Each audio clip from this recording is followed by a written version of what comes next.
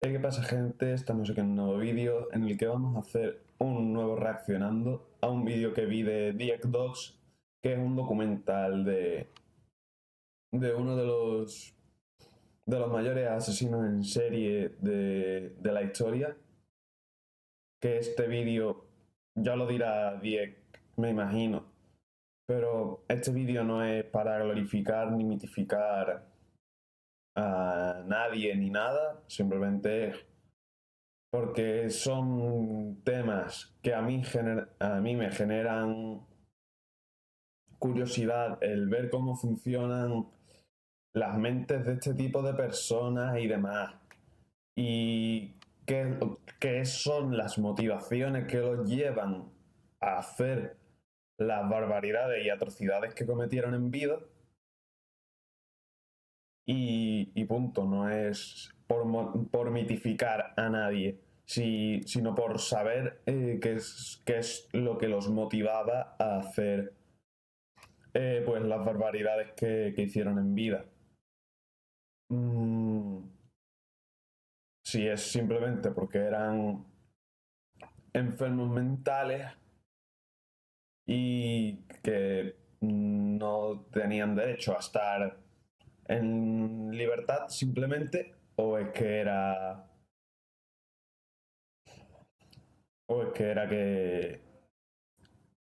tenían cosas anteriores en su infancia, juventud, que los, que los moldearon para ser como acabaron siendo y demás. Pero no es por mitificar ni glorificar nada, simplemente es algo que me genera curiosidad, que me suscita interés y que me llama la atención este tipo de mentes. Eh, De hecho, me he visto la serie de Netflix de Monstruo, la historia de Jeffrey Dahmer. Me he visto la tercera temporada de esa especie de saga de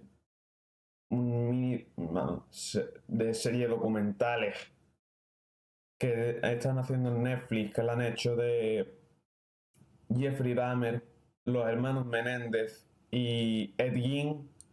Me he visto tanto la de Jeffrey como la de Ed Gein, la de los hermanos Menéndez, me la quiero ver. Me he visto también eh, las últimas cintas de John Wayne Gacy, porque son cosas que me generan curiosidad. Y este vídeo, ya digo, vuelvo a repetirme, sé que soy como un disco rayado, pero no busco mitificar ni glorificar nada, simplemente es información y para conocer un poco cómo funcionaban estas mentes y demás. Así que sin más, vamos ya con la reacción. Pues nada, gente, ya estamos aquí con el vídeo. Como he dicho antes, el monstruo que Estados Unidos se negó a ver. Ted Bundy, documental. Como he dicho antes, esto no es mitificar nada, simplemente conocer cómo era esta persona y demás. Así que ya sin más chapa, vamos ya con el vídeo. Este documental fue creado con fines educativos y reflexivos. Buscamos Ve, lo dice Dieck en los primeros segundos de vídeo. informar y comprender los hechos desde un punto de vista humano, sin promover, justificar o fomentar ningún tipo de conducta negativa. Todo el contenido se presenta con respeto, con el propósito de aportar contexto, información, aprendizaje y sobre todo de prevenir. Espero que disfruten el video. Ted nace en 1946 en Vermont, pero en un hogar donde no fue deseado. A ver, también te digo, ojalá poner esto no fuese todo esto anterior que ha puesto con fines educativos y demás y reflexivos, ojalá no fuese necesario porque la gente diese por supuesto que nadie intenta justificar lo que este señor hizo. Ojalá no hiciese falta. Bueno, y de hecho, ojalá este vídeo nunca hubiera tenido que existir, porque este tío no hubiese hecho las barbaridades que hizo. Pero no creo que sea necesario tener que aclararlo, pero es que viendo cómo están las cosas últimamente, la gente que está con una piel fina de la hostia, es que ya tienes que justificar. Me refiero, tienes que justificar y tienes que aclarar todo por si acaso, porque es que no vaya a ser que estés intentando justificar, en plan que te tiren en Twitter y demás de que estás intentando justificar lo que hizo este hombre por hacer este vídeo de su historia. Igual que han tachado a Netflix de intentar justificar lo que hizo Jeffrey Dahmer, lo que hizo los hermanos Menéndez y lo que hizo Ed Gein. No lo intentan justificar, intentan aportar contexto, como ha dicho Dick, aportar contexto, aportar conocimiento y hacerlo con fines educativos y reflexivos para que no se cometan los mismos errores que se cometieron en el pasado para que este señor hiciese las barbaridades que hizo. Pero ya vuelvo a repetir, no quiero dar más chapa, soy un puto pesado, lo sé. Vamos ya con el vídeo.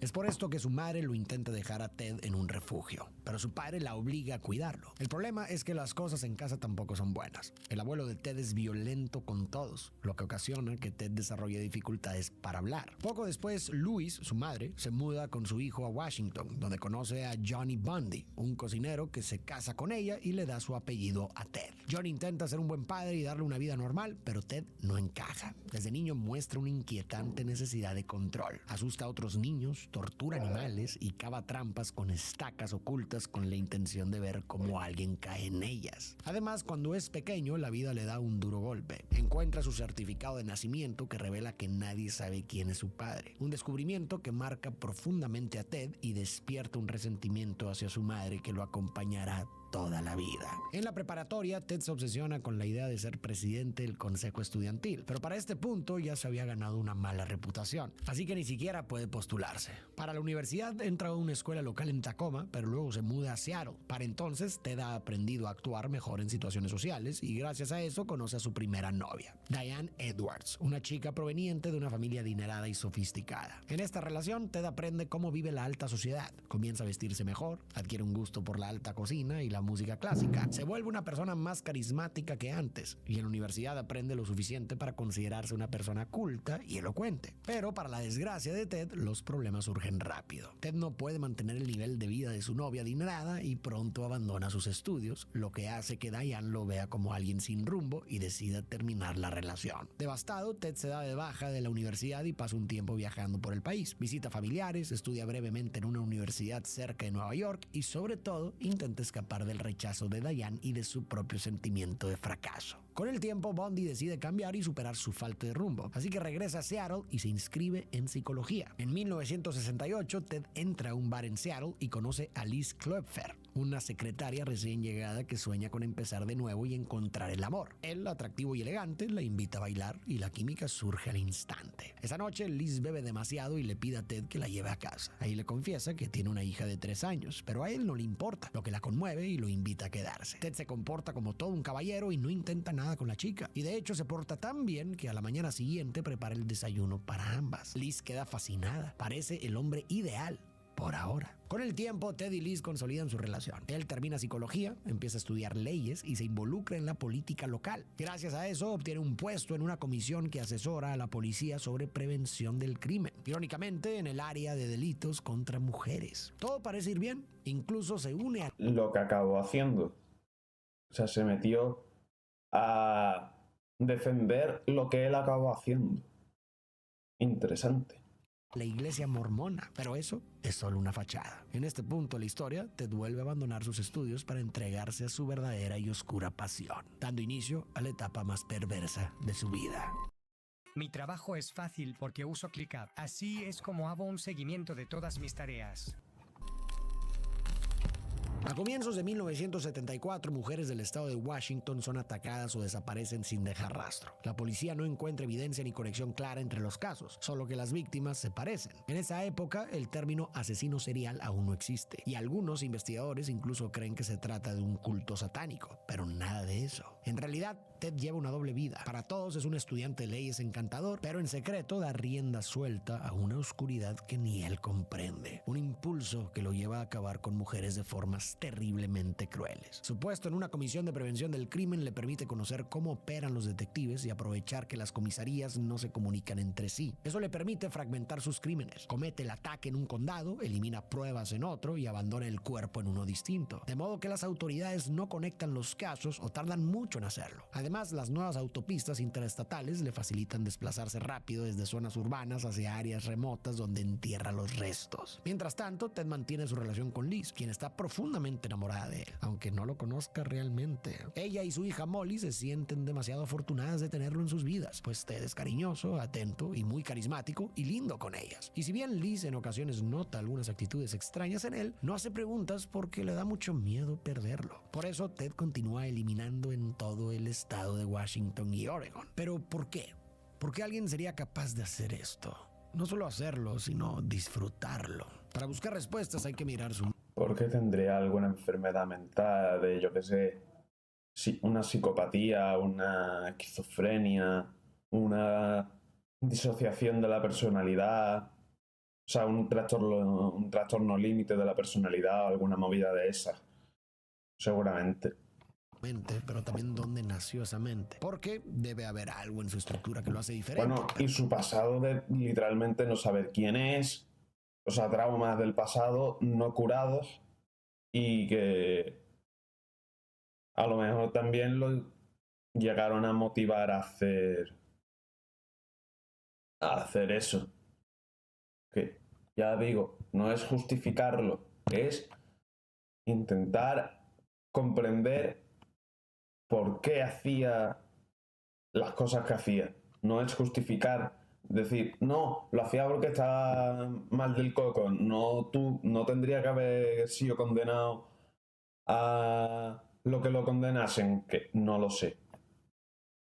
Pero también el entorno es importante. Y a ver, los factores que estoy a punto de contarte no son una explicación 100% exacta del por qué alguien puede volverse un asesino en serie, pues cada mente es distinta y aún se está aprendiendo mucho al respecto. Pero los factores que mencionaremos pueden ayudarnos a entender, aunque sea un poco más, de qué podría influir en este tipo de comportamiento y también por qué en Estados Unidos han existido con bastante diferencia la mayoría de casos de este tipo. Es probable que Ted Bundy, como muchos asesinos seriales, haya nacido o tempranamente en su vida haya experimentado algún suceso traumático que, esto lo veremos más adelante, haya causado una configuración que hiciera que su cerebro procesara las emociones de manera particular. O sea, que no sintiera empatía, culpa ni remordimiento. Los estudios en psicopatía muestran que la amígdala y la corteza prefrontal, el área encargada de conectar la emoción con la moral, funciona de forma anómala en estos individuos. Imagínate algo así como si la alarma emocional estuviera desconectada. Expertos como Vicente Garrido lo explican de la siguiente forma. En el ámbito personal, Este tío es una máquina, este tío es una eminencia en... Este tío y Beatriz de Vicente son dos eminencias aquí en España en esto. O sea, lo que diga este tío o Bea puede ir a misa.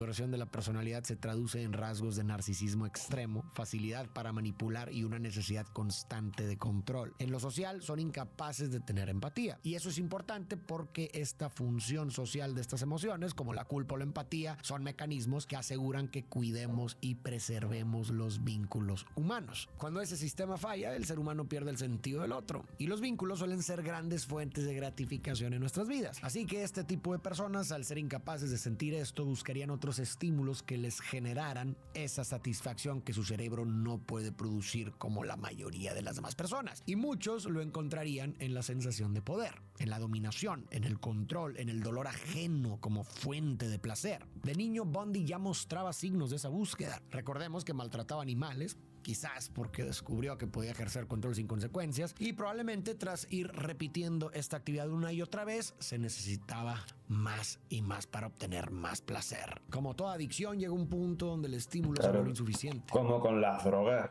O sea, cuando tú empiezas a meterte pues pero, por ejemplo, empiezas con dosis pequeñas. Y conforme va pasando el tiempo, ya una dosis pequeña no te hace nada, no te hace efecto, y para llegar al punto de evadirte de todo que llegabas antes con una dosis pequeña, ahora tienes que hacer, o sea, ahora te tienes que meter 5 dosis. Lo estoy diciendo por decir, no sé cuántas dosis te tienes que meter. O sea, no sé si con 5 dosis te da una sobredosis, pero es poner un ejemplo. Pero es más o menos lo mismo. Al fin y al cabo es una adicción. Y se buscan estímulos cada vez más grandes hasta que la única forma de mantener esa sensación Y más raros. Y más raros. de control absoluto es decidir sobre la vida de alguien más. Pero no en todos los casos pasa esto, porque si bien los cerebros psicopáticos nacen en todas partes, no en todos los lugares se convierten en asesinos con tanta frecuencia como en Estados Unidos, que como dato curioso alberga al 4.2% de la población mundial, pero ha tenido casi el 78% de los casos de asesinos seriales de todo el mundo, al menos si tomamos en cuenta los datos de la página World Population Review. Sí, si miras del siglo XX para acá, la mayor parte están en Estados Unidos. Jeffrey Dahmer, el Ted Bundy, Wayne Gacy, el que está ahí, Charles Manson, Ed Gein,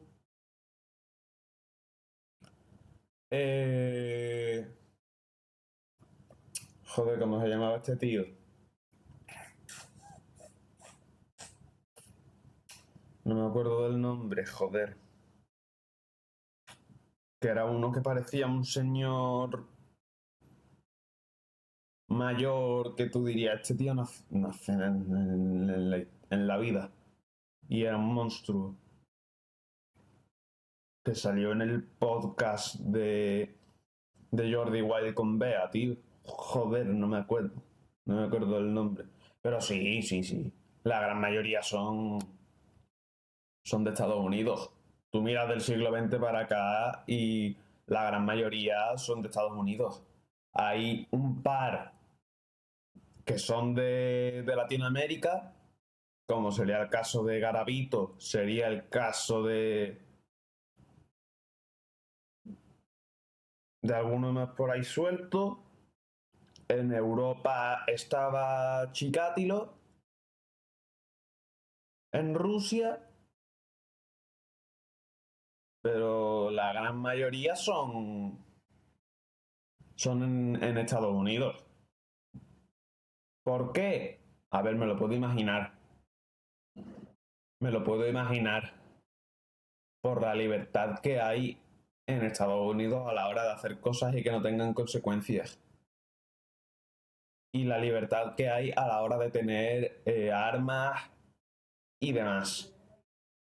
Me lo puedo llegar a imaginar.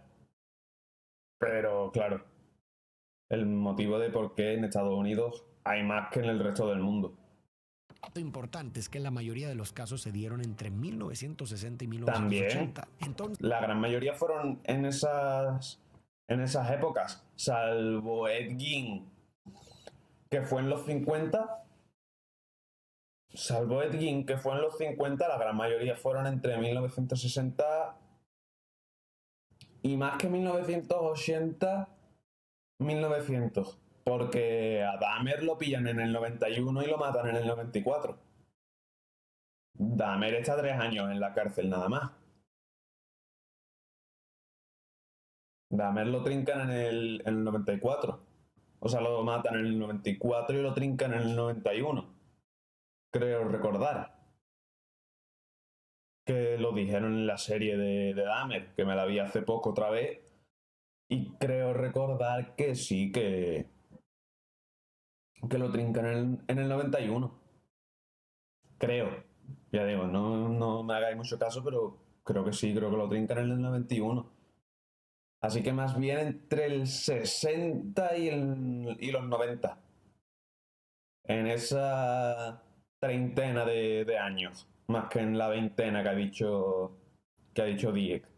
Entonces, ¿por qué tantos en Estados Unidos y por qué justo en esas décadas? Bueno, aquí entran factores externos. Por mencionar algunos, porque seguramente hay más y se me van a escapar, empezaré por el contexto social de la época que nos llevará al contexto inmediato del individuo. Contexto social, sí, y también...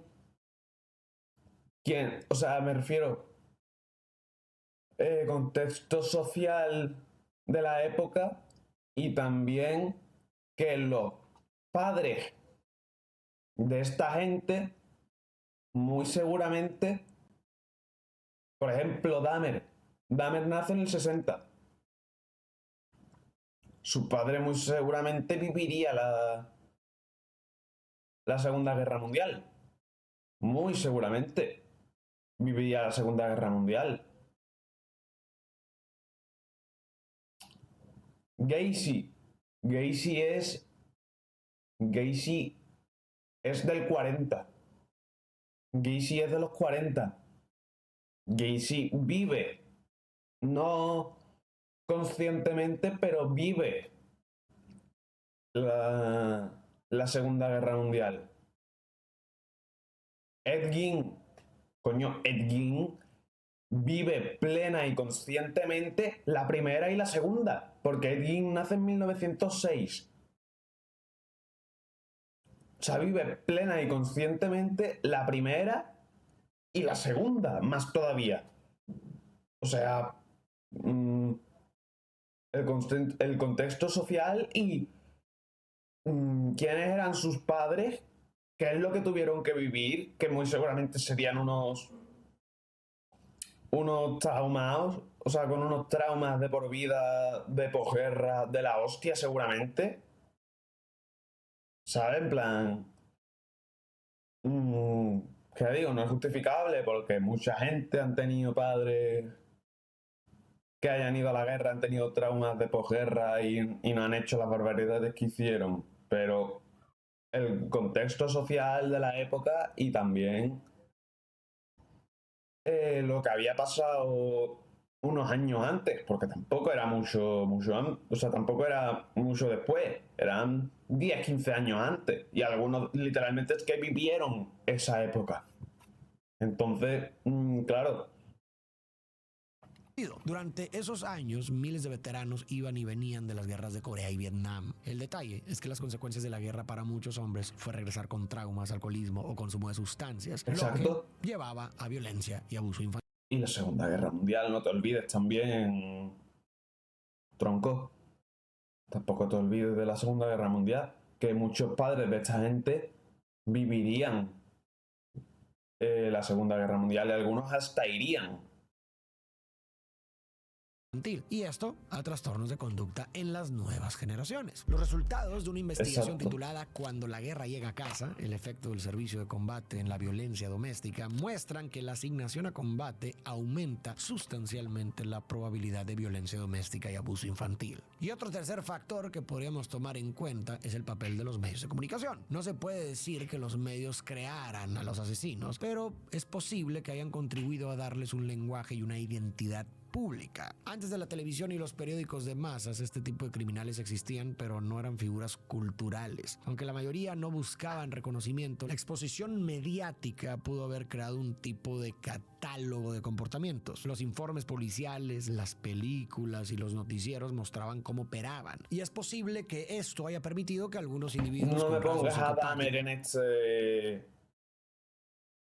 estas frases de que buscaban fama y demás, porque Dahmer no buscaba ningún tipo de fama. De hecho, Dahmer acabó siendo un atormentado por las cosas que hizo. De hecho, él pidió que lo matasen.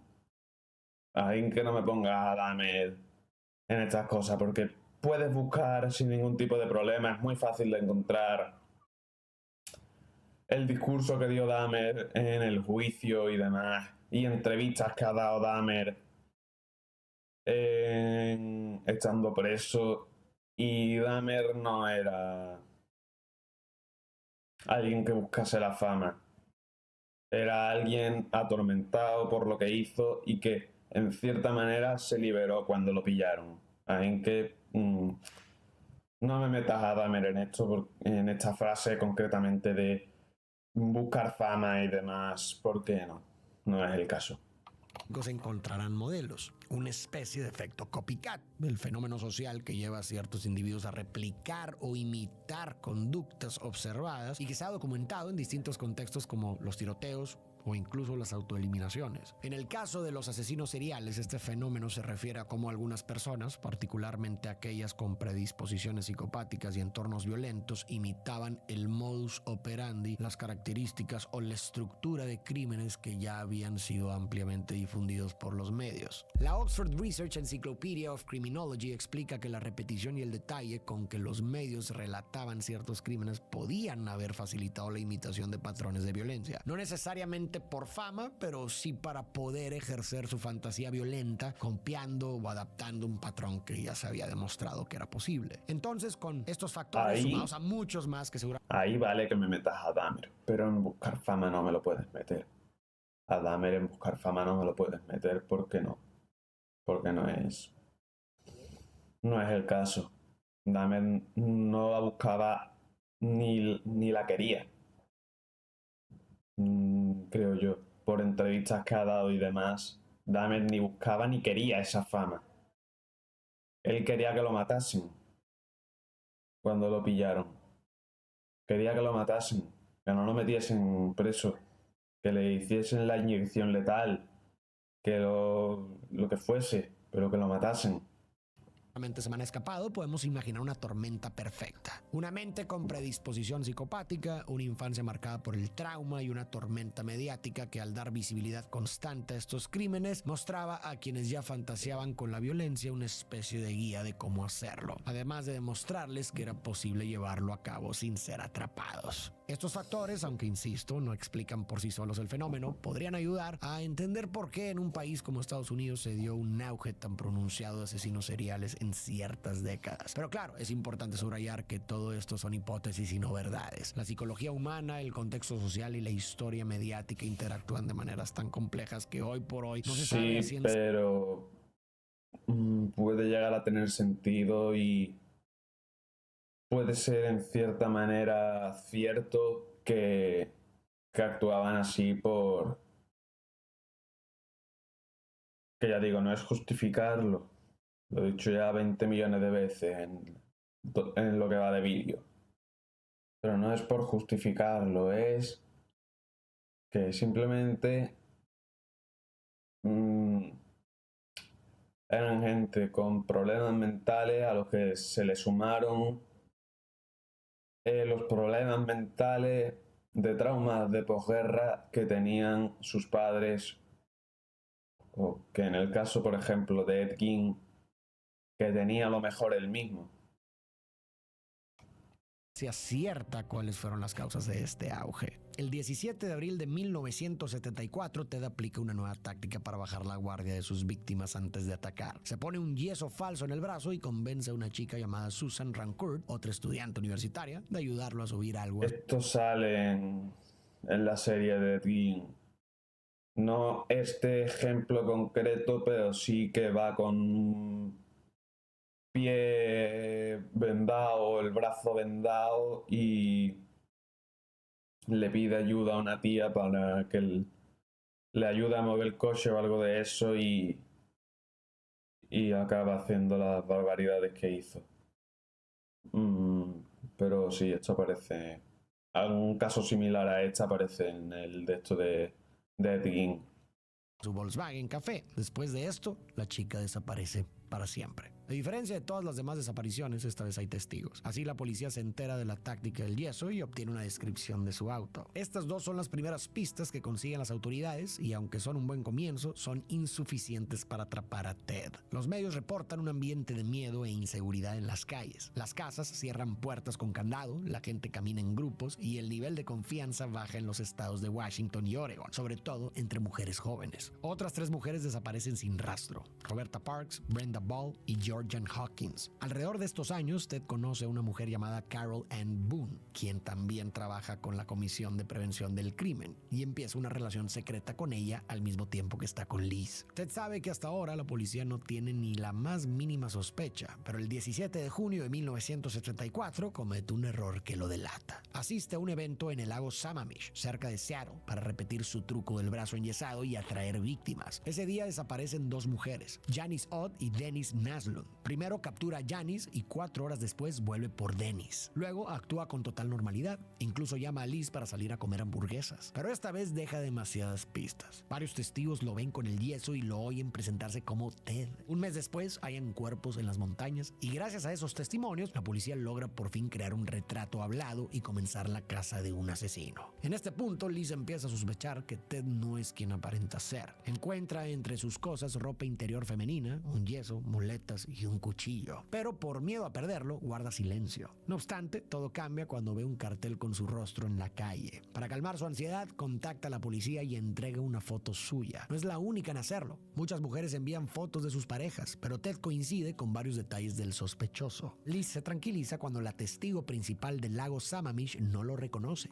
y las sospechas sobre él se desvanecen. Por ahora. El tema aquí es que Ted no sabe esto, así que por miedo a que lo atrapen decide mudarse a Utah para evadir su captura, dejando a Liz y también a Boone en Seattle. En Utah entra a una facultad de Derecho, pero falta a prácticamente todas sus clases desde el inicio y para la desgracia de las mujeres a su alrededor sigue dejando que la entidad oscura lo controle. Una noche vemos que una chica llamada Melissa Smith sale a una pizzería cercana y decide quedarse en casa con una amiga. Sin embargo, afuera de la pizzería escucha a un hombre pedir ayuda. Es Ted usando su viejo truco del yeso falso para atrapar a otra incauta. Y Melissa cae en la trampa. Su cuerpo es encontrado 9 días después. Poco después de acabar con Melissa Smith, Ted sale otra vez con intenciones asesinas. Manejando despacio por la calle, ve a Laura, una chica de 17 años a quien Ted se le acerca para intentar convencerla de ayudarla a algo y así poder hacerle daño. Pero Laura reconoce el peligro inmediatamente y corre. Ted la persigue hasta un vivero para atacarla, pero no le quita la vida, solo la desaparece. Al poco tiempo encuentran su cuerpo en un cañón y según evidencia forense, Laura permaneció con vida días o semanas después de su rapto. Las víctimas de Ted no siempre caen en sus trucos, pero sí corren. Ted las atrapa, en especial si ya vieron su rostro. Es despiadado, pero sobre todo calculador. Por último, a finales de 1974, Ted desaparece a Nancy Wilcox, quien sigue extraviada hasta la fecha. Como su vieja táctica del brazo roto ya es conocida por los medios, necesita un nuevo método. Es por esto que tiempo después, Ted consigue un disfraz de policía, una placa falsa y los usa para su próxima víctima. En un centro comercial se acerca a Carol Darronch, una joven de 18 años, y le dice que atraparon a alguien intentando robar su auto, por lo que debe acompañarlo a la comisaría. Aunque duda, Carol confía en su apariencia de autoridad y sube al coche. Pero pronto nota el engaño. El rostro amable de Ted se transforma y la amenaza con un arma. Cuando intenta esposarla, Carol logra abrir la puerta, huir y pedir ayuda a un auto que pasaba. Aún con las esposas puestas, corre a la comisaría para denunciar lo ocurrido. Y Bundy no se esconde tras su fracaso, sino que sale a buscar otra víctima. Horas después, una joven llamada Deborah Kent desaparece del estacionamiento. Ya en la locura máxima de ni pensar en esconderse para... O sea, ella simplemente se mueve como un animal, por instinto, por impulsos y demás. Pero su desesperación lo hace cometer errores. Varias personas lo ven y además pierde la llave de las esposas que había usado con Carol Darronch horas antes. Con eso la policía confirma que el hombre que intentó raptar a Darronch es el mismo que capturó a Deborah Kent y probablemente el responsable de las desapariciones recientes, aunque probarlo será difícil. Poco después, Ted viaja a Colorado, donde acaba con 5 mujeres más durante la primera mitad de 1975. Pero ¿con cuánta gente? ¿A cuánta gente se cargó? ¿A cuánta gente, hermano? ¿Que se cargó a medio Estados Unidos? Una de las víctimas identificadas es Karen Campbell, una joven madre que vacacionaba en Aspen con su familia. Ya son 3 estados con crímenes relacionados: Washington, Utah y Colorado. Al compartir información, las autoridades empiezan a conectar los casos y el nombre que Liz había dado a la policía comienza a destacar como el principal sospechoso. Una noche de agosto de 1975, Ted conduce con las luces apagadas por una zona residencial en Granger, Utah, buscando víctimas. Un policía nota su comportamiento sospechoso y decide seguirlo. Ted se dirige a una casa que ha estado vigilando, donde dos adolescentes están solas. Pero cuando Ted se detiene frente a la vivienda, el policía enciende las luces y la sirena. Ted intenta escapar, pero la persecución dura poco. Al detenerlo, encuentran una bolsa con objetos inquietantes: una máscara de esquí, cuerdas, alambres, un picahielos y medias de nylon. El arresto alerta a los detectives que investigan el intento de captura de Carol Darunch y otras desapariciones. Aunque Ted paga la fianza y queda libre, las autoridades lo vigilan de cerca, siguiéndolo incluso abiertamente cada vez que sale de casa. Al poco tiempo, Carol Darunch y testigos del caso de Deborah Kent lo identifican sin dudar en una cámara de Gesell. Con eso lo acusan formalmente de secuestro y el juicio se programa para el 23 de febrero de 1976. Mientras tanto, Ted regresa con Liz a Seattle y finge normalidad. Salen a cenar, ríen, adoptan un cachorro y aparentan ser una familia feliz. Liz incluso se arrepiente de haberlo denunciado. Con un sólido equipo de abogados, sus propios conocimientos legales y su habilidad para borrar rastros, Ted confía en poder ganar el caso, sobre todo porque Darunch, aterrada, se muestra nerviosa durante su testimonio. Aún así, el juez declara a Ted culpable solamente de intento de captura y lo condena a 15 años en la prisión estatal de Utah. Liz vive un fuerte conflicto interno. No quiere creer que su novio sea capaz de esos crímenes, pero sabe que está preso por su denuncia. Entre la culpa y la confusión, sigue en contacto con él, lo visita, le escribe y atiende sus llamadas, aunque el peso emocional la lleva a refugiarse en el alcohol. Ted, por su parte, confía en salir pronto mediante una apelación para continuar con sus planes. Sin embargo, su arresto despierta el interés en detectives de otros estados que investigan casos similares. Meses después, Colorado presenta cargos formales por el asesinato de Karen Campbell. Un testigo afirma haberlo visto en el hotel donde Campbell fue vista por última vez, y unos recibos de gasolina lo ubican cerca del lugar. Abrumada por las pruebas, Liz corta el contacto y decide no asistir al juicio. Para colmo, Ted se queda sin abogados, ya que los suyos solo pueden ejercer en Utah. Antes de su juicio por el asesinato de Campbell, Ted es extraditado a Aspen, Colorado, donde deberá enfrentar el proceso. Para entonces, su rostro ya aparece en los medios, que lo presentan como el posible autor de varias muertes. Sin embargo, muchos reportajes lo muestran desde un ángulo casi favorable. Cuesta creer que un estudiante de leyes, carismático, pulcro e inteligente pudiera ser un asesino despiadado. Cuando un grupo de periodistas le pide una entrevista, Ted acepta encantado. Disfruta las cámaras y la atención. Esta entrevista desata una locura mediática. La opinión pública se divide entre quienes lo ven como un manipulador peligroso y quienes aún creen que es incapaz de hacer daño. Ahora sí, el juicio por el crimen contra Campbell comienza. Aprovechando su imagen y su conocimiento legal, Ted convence al juez de que le permita actuar como codefensor en su propio juicio. Al ser estudiante de leyes, obtiene ciertos privilegios. Puede vestirse formalmente y no usar esposas dentro de la corte. Este detalle es importante, pues más adelante lo aprovechará a su favor. Durante los recesos, pasa horas en la biblioteca del tribunal estudiando su caso, hasta que nota una ventana en el segundo piso que suele quedar abierta. Saltar es peligroso, pero quedarse a esperar pelear el caso lo es más. Así que el 7 de junio de 1977 finge hacer una llamada y mientras el guardia se distrae, salta por la ventana para huir hacia las montañas. Pasa 6 días escondido, hambriento y congelado hasta que sin fuerzas regresa a la ciudad, donde es arrestado de nuevo. Pero esa sería solo la primera de sus fugas. Su recaptura se convierte en todo un espectáculo mediático. Cuando Ted llega a la Es que encima el tío es tonto. Si te fugas...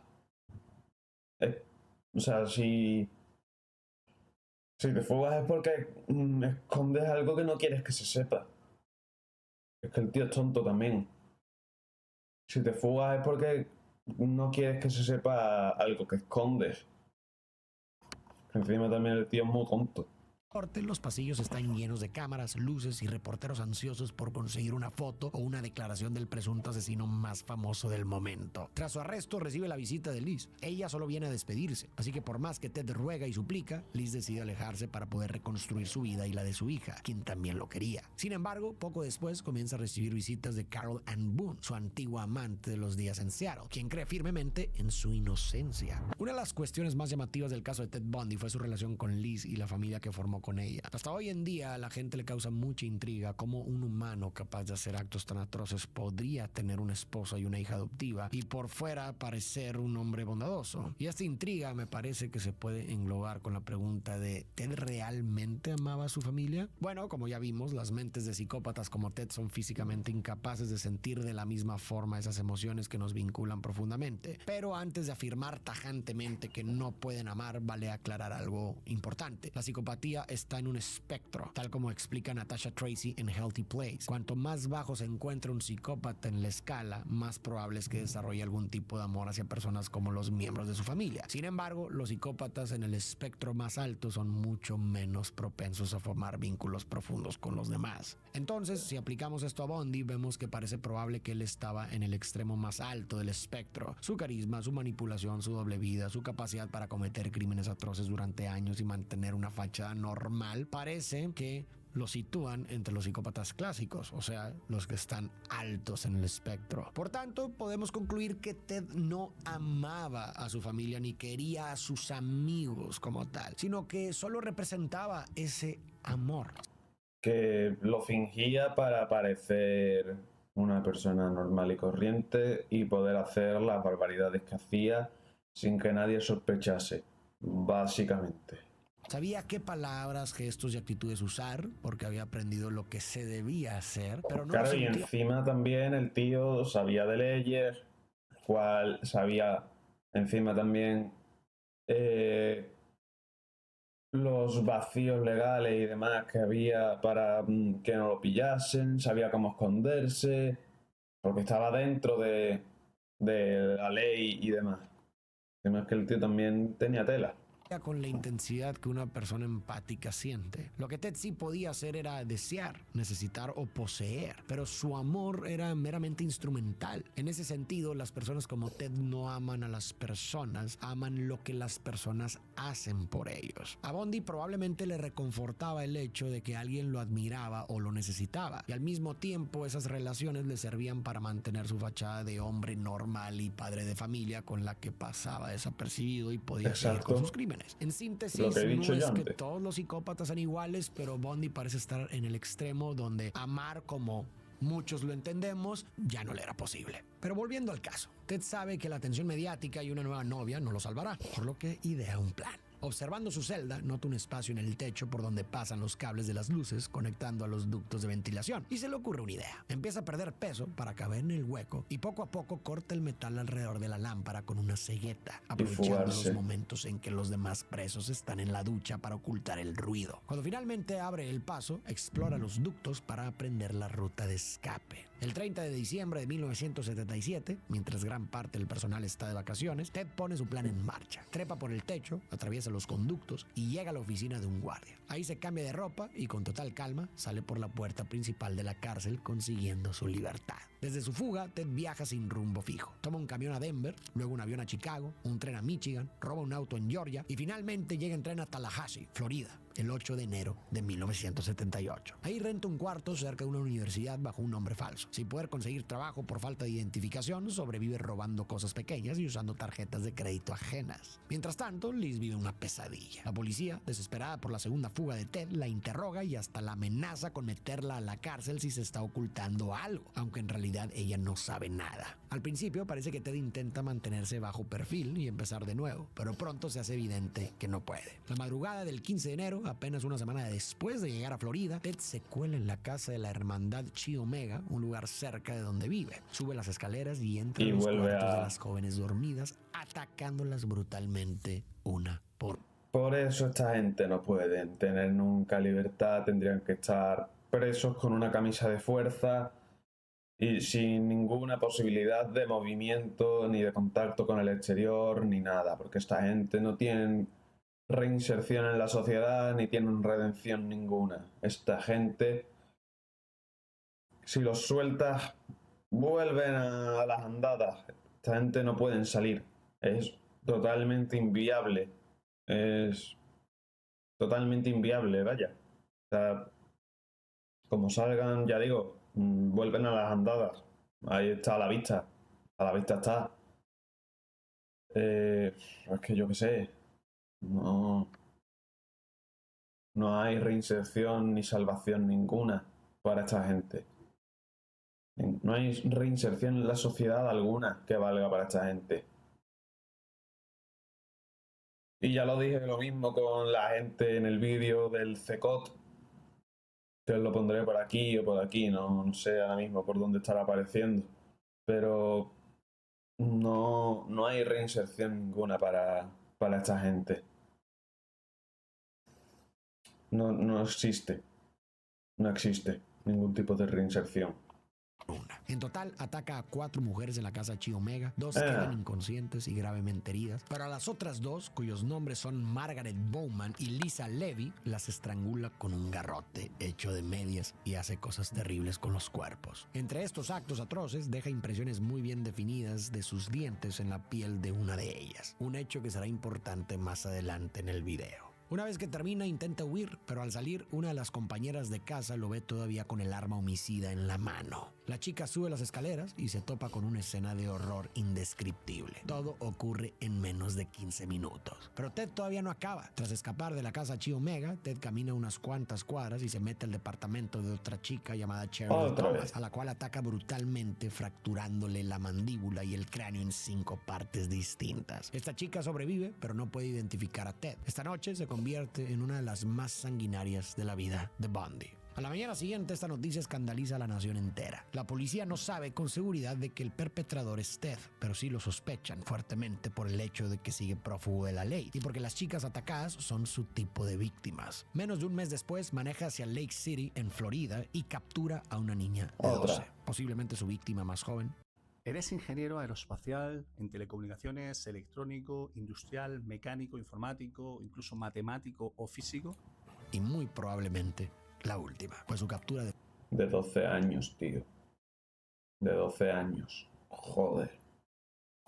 Definitiva está por llegar. La segunda captura de Ted Bundy una vez más ocurre por casualidad. Tras acabar con Kimberly, roba un auto y huye de Tallahassee rumbo al norte de Florida. Para este punto ya no puede pagar la renta y siente que la policía está cada vez más cerca. 3 días después, el 15 de febrero de 1978, un oficial lo detiene por conducir sin luces. Al descubrir que el vehículo es robado, Ted intenta atacarlo y escapar, pero lo capturan. Mientras lo trasladan a la comisaría, el agente no tiene idea de que en el asiento trasero está uno de los hombres más buscados por el FBI. Cuando la policía confirma su identidad, Ted logra hacer una llamada a Liz. Le pide que no crea las cosas terribles que verá en las noticias al día siguiente. Pero Liz ya está reconstruyendo su vida, así que cuelga. En la vida real, Ted sí volvió a hablar con ella. En esa llamada confesó tener impulsos homicidas desde hace muchos años. Liz, aterrada, fue directamente con la policía a contar lo que había escuchado. Después, Ted contacta a Carol Ann Boone, quien se muda a Florida para apoyarlo durante el juicio. Pero esta vez no hay escapes ni trucos. El sheriff Kenneth del condado de León lo encierra en la sección más segura de la prisión tras 3 candados. La preparación del juicio de Ted Bundy en Florida se convierte en noticia internacional. Sus crímenes, por lo brutales y perturbadores, captan la atención del público, sobre todo porque contrastan con la imagen del acusado, un estudiante de leyes con voz suave y aspecto encantador. Durante el juicio, Ted aprovecha cada oportunidad para traer las cámaras y mantener el interés mediático. Rompe públicamente la acusación del sheriff Kenneth y hasta se deja fotografiar profesionalmente mientras prepara su defensa. Esta vez lo acusan por los asesinatos e intentos de asesinato en la casa de la hermandad Chi Omega, además del homicidio de la niña Kimberly Leach. Una de las tarjetas de crédito robadas que tenía al ser detenido lo vincula. ¿Y no lo juzgan por todo lo anterior? ¿Solo por eso? Intuyo que ahora lo dirá, pero solo lo juzgan por lo de después, desde que se fuga, no por lo de antes, también. A ver, por lo de antes ya ha sido juzgado, ¿sabes? Pero, coño, no sé, podrían indagar un poquito.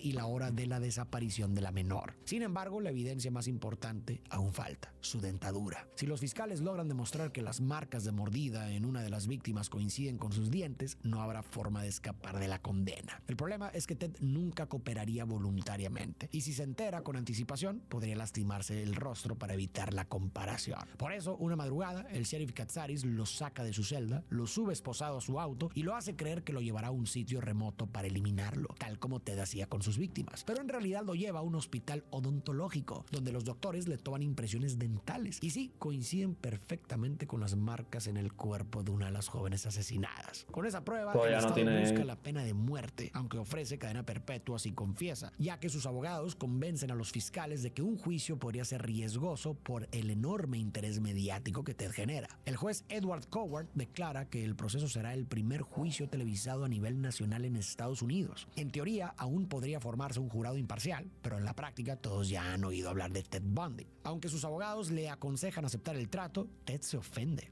En apariencia cede, pero en el fondo está convencido de que puede salirse con la suya. Confía en su carisma y en el apoyo de Carol Ann Boone, que defiende su inocencia en entrevistas televisadas. Al final, Ted no necesita convencer al país entero, solo al jurado. El 1 de junio de 1979, las salas de la corte se abarrotan de cámaras de todos los noticieros del país, y las primeras filas de las bancas para el público están llenas de fans de Ted. Todas las mujeres jóvenes que han sido seducidas por su representación en los medios están ahí para darle una carta, decirle algo o solo verlo de cerca. Pero no son las únicas ahí, también están las familias de las víctimas. Antes de que empiece un juicio formal, se realiza una audiencia inicial donde el acusado debe declarar si se considera culpable o inocente. Pero para sorpresa de todos, Ted se declara inocente y exige cambiar a su abogado, incluso con la abrumadora cantidad de evidencias en su contra. El juez rechaza su petición, pero le permite nuevamente participar como codefensor, es decir, ser parte de su propio equipo legal. Desde el inicio, el fiscal no tiene problema en convencer al jurado de que los crímenes cometidos en la casa de la hermandad Chi Omega fueron atroces. Las pruebas y descripciones hablan por sí solas. Durante una audiencia, un policía declara sobre el caso Chi Omega y menciona que Ted habría confesado, pero justo en ese momento la grabación se corta. Usar una confesión sin prueba grabada provoca una objeción que el abogado no hace, por lo que Ted interrumpe el juicio y la exige él mismo. El juez acepta. En las series lo muestran como un hombre brillante en la corte, pero en realidad su actuación fue un desastre. Nunca terminó la escuela de leyes y su participación no era una estrategia, sino puro narcisismo. Disfrutaba del protagonismo, de las cámaras y del público, incluso como presunto asesino. Los medios inflaron su ego, tratándolo casi como una celebridad y comparándolo con una estrella de rock, mientras su novia, Carol Ann Boone, se volvía su defensora más leal. Pero todo ese espectáculo solo empeoró su situación. El juicio se volvió más caótico y difícil de ganar. Ted podía ser encantador frente a las cámaras, pero en la corte el carisma no pesa contra la evidencia. Su comportamiento deja claro lo destructivo de su ego. En una audiencia, el fiscal solo pide al investigador confirmar el número de víctimas en la casa Chi Omega, pero cuando Ted lo interroga, insiste en que detalle cada aspecto gráfico del crimen, horrorizando al jurado y reforzando su culpabilidad. En otra ocasión, su abogado Bob Haggard logra desacreditar por completo a una testigo que decía haberlo visto huir, pero Ted arruina el avance intentando despedirlo ahí mismo frente a toda la corte. Afortunadamente para el mundo, Ted es declarado culpable por los asesinatos e intentos de asesinato en la casa Chi Omega y después enfrenta un segundo juicio, esta vez por la eliminación de Kimberly Leach. Durante este proceso, Carol Ann Boone viaja a Florida para apoyarlo y testificar a su favor. Es aquí donde ocurre uno de los momentos más surrealistas de todo el caso. Durante el juicio, mientras Carol está en el estrado como testigo de la defensa, Ted la interroga directamente y en medio de sus preguntas le propone matrimonio frente al juez y al jurado. Ella acepta y Ted declara solemnemente que, según la ley de Florida, esa declaración pública constituye un matrimonio legal. Así, Ted Bundy y Carol Ann Boone se casan en pleno juicio ante la mirada incrédula de todos. Una vez más, el espectáculo mediático eclipsa la gravedad de sus crímenes. Ted sigue convencido de que puede... Cojones. Se casa ahí en medio. O sea, lo van a condenar a cadena perpetua y el tío se la suda, coge, pide matrimonio a la loca esa, que es otra loca. Porque con toda la evidencia que hay y no asumir que no es la persona que tú crees que es, pues yo qué sé, tío.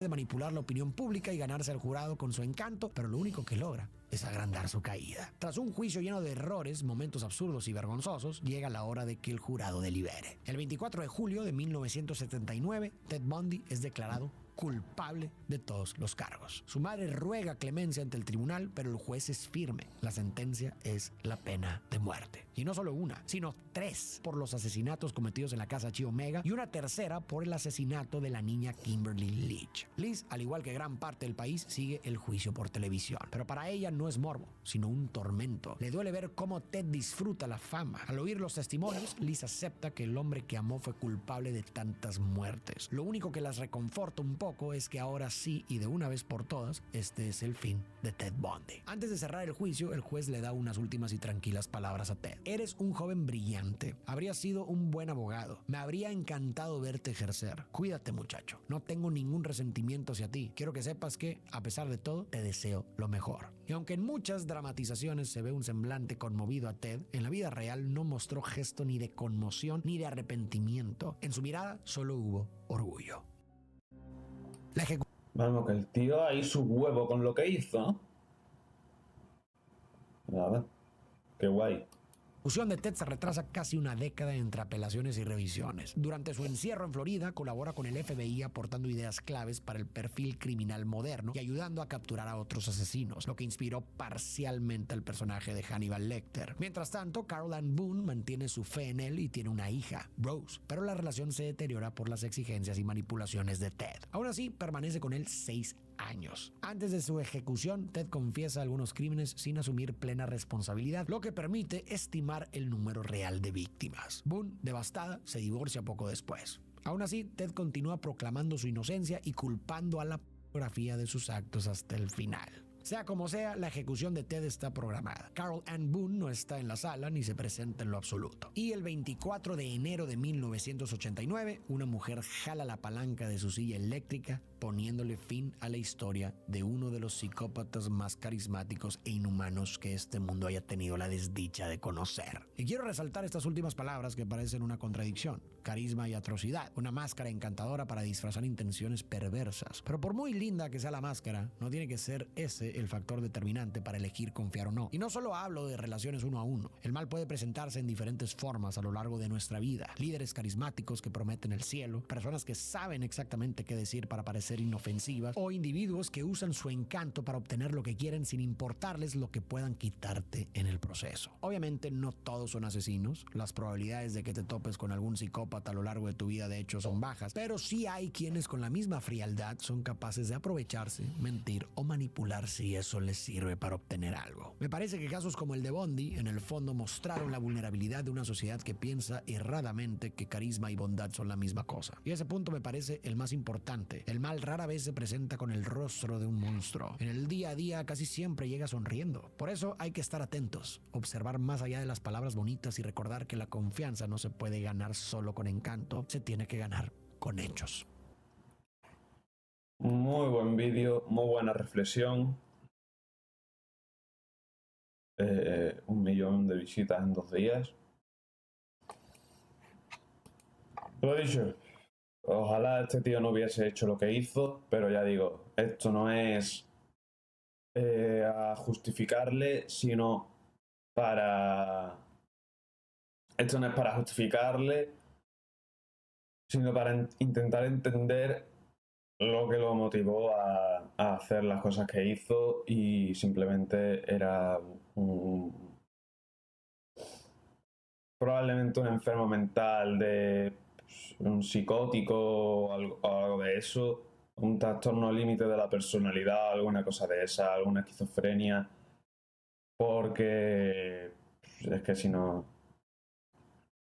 Porque yo no creo sinceramente que alguien nace siendo malo. Tú te vuelves malo por el contexto social en el que creces y tu situación personal. No creo que seas malo no creo en el mal de nacimiento. Yo no creo que un asesino en serie nazca, sino que se crea con las cosas que vive. Ya digo, no es justificar, es intentar entender y explicar por qué se hizo las cosas que se hicieron. Así que sin más, vamos ya a ir cerrando el vídeo de hoy. Suscribiros, darle a like y nos vemos en el próximo vídeo con más, pero no mejor, porque es imposible. Adiós.